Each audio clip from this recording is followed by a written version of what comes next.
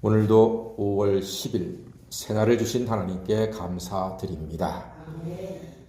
우리 사람들은요, 귀가 얇으면 이리저리 흔들리고 평안함을 유지하기가 어렵습니다. 특히 고난을 당한 사람은 귀가 얇아지기 쉽습니다. 혹시 몸이 아프면 온갖 세상 처방 다 해봅니다. 그러면서 하는 말이 역시 병은 소문을 내야 돼 라고 말합니다. 어느 병원이 좋다면 꼭 찾아갑니다. 연약한 사람들의 마음 아니겠습니까? 사람들은 힘들고 어렵고 아프면 귀가 얇아집니다. 확실히 귀가 얇아집니다. 다윗도 다르지 않습니다. 아들 압살롬에게 쫓겨서 도망가는 중에 오늘 한 사람을 만났습니다. 그가 다윗을 영접하면서 대접을 합니다. 1절 말씀 보니까 무비보셋의 종 시바가 찾아왔습니다. 그가 두 나귀에 떡과 곤포도와 과일과 포도주를 싣고 왔습니다. 이 얼마나 귀한 모습입니까? 다윗 왕에게 큰 위로와 기쁨일 것은 분명합니다. 자, 시바로부터 위로를 얻은 다윗이 질문합니다. 3절 말씀 보니까 네 주인의 아들은 어디 있느냐? 네 주인, 죽은 사울 왕을 이야기합니다. 네 주인의 아들 무비보셋은 어디 있느냐? 시바는 사울 왕 그의 아들 무비보셋의 종이었습니다. 그러니까 시바는 누구의 사람입니까? 사울의 사람이었던 거예요. 죽은 사울 왕의 사람이었습니다. 이때 시바가 대답합니다. 3절 말씀 한번 우리가 그 과정을 읽어볼까요? 3절입니다. 시작. 왕이 이르되 내 주인의 아들이 어디 있느냐 하니 시바가 왕께 아뢰되 예루살렘에 있는데 그가 말하기를 이스라엘 족속이 오늘 내 아버지의 나라를 내게 돌리리라 하나이다 하는지라. 그렇습니다.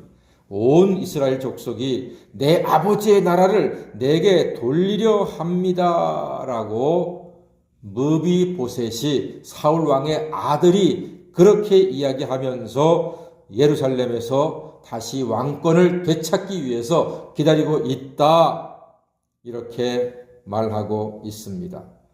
이 시바의 말이 참인가요? 거짓인가요? 거짓입니다. 아주 새빨간 거짓말입니다.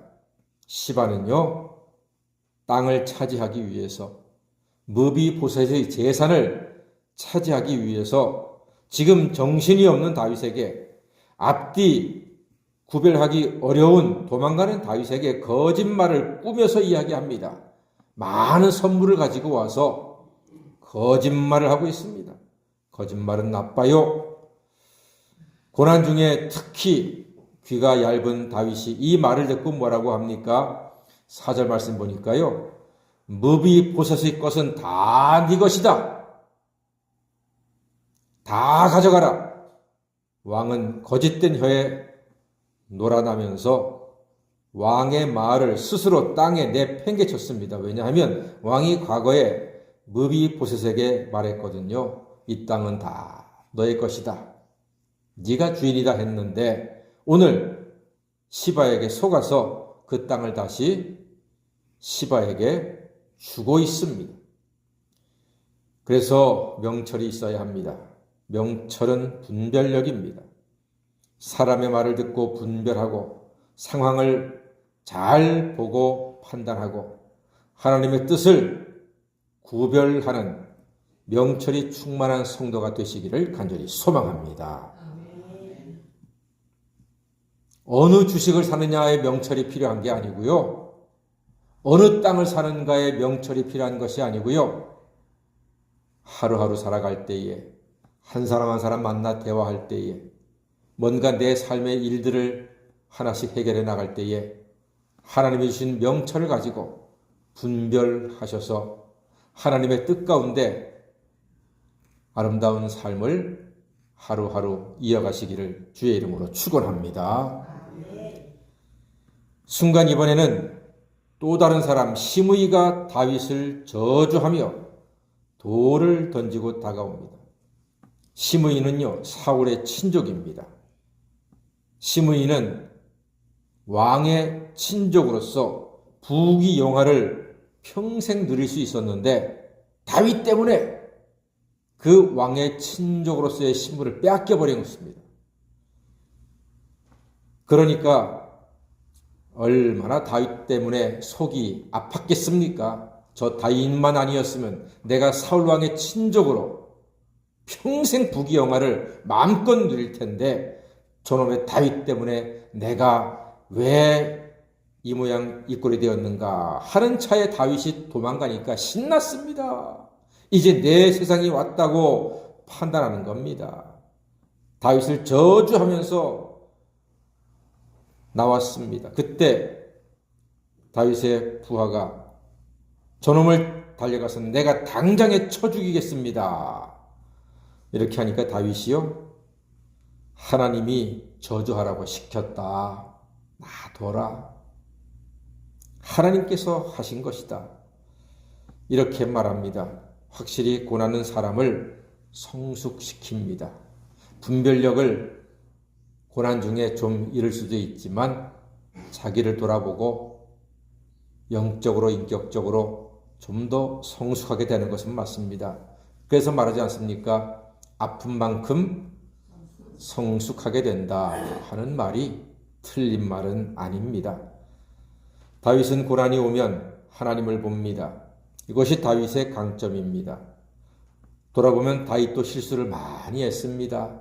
어마어마한 무서운 실수를 했습니다. 밧세바 사건, 간음 사건이었죠. 그의 남편 우리아 사건, 자기 손으로 죽인 거나 다름없지요. 암논의 강간 사건을 눈 감아 주었고 압살롬이 암논을 죽인 것도 눈 감아 주었습니다. 그래서는 안 되는 일들이었습니다. 다 방조했습니다. 모두 하나님 보시기에 합당치 않았습니다. 그것을 잘 아는 다윗이 자기를 저주하는 시므이를 죽이지 말라고 하면서 자기의 부족을 인정하고 있습니다. 12절에서는 그가 하나님을 바라보게 됩니다. 여호와께서 자기의 원통함을 감찰하시니 그 저주 때문에 하나님이 선으로 갚으신다. 이렇게 고백하고 있습니다. 재앙 중에도 하나님을 바라보는 다윗입니다. 사랑하는 성도 여러분, 살면서 누구나 다 몇 번쯤은 고난과 재앙을 만날 때가 있습니다. 그 상황 속에서도 하나님 바라보고 특히 고난이라고 귀가 얇아지는 사람이 아니라 하나님을 굳건히 의지하는 성도가 되시기를 주의 이름으로 간절히 축원합니다. 아멘. 기도하겠습니다.